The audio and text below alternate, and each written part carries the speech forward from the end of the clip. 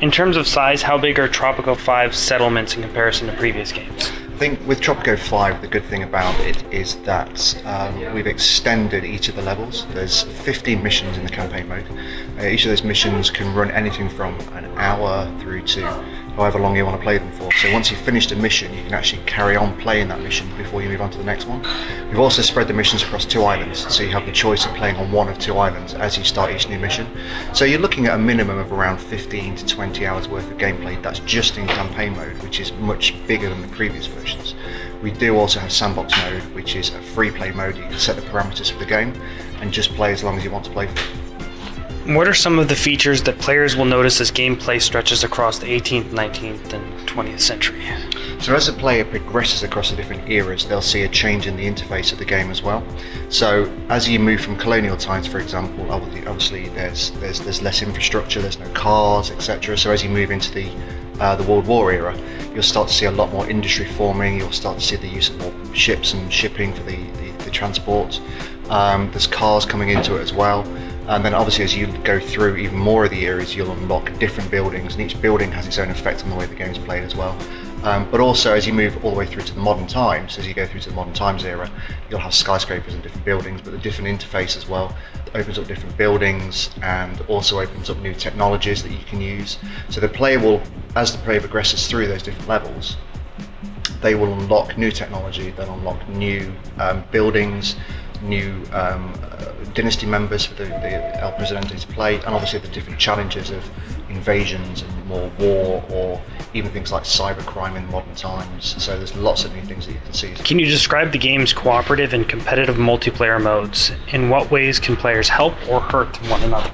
So in the first time in Tropico 5 we've got multiplayer. This is something that the fans have been asking for a very, very long time, even probably from the original Tropico games.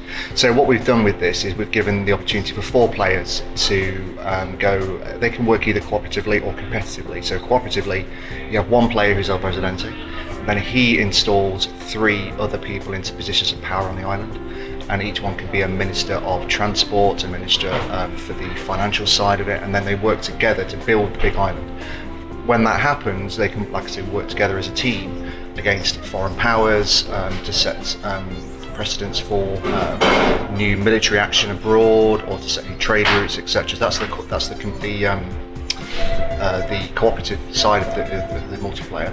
The competitive side, you might well be that you go head to head. So you've got 4 Presidentes on an island, and you go head to head. You can declare war on each other.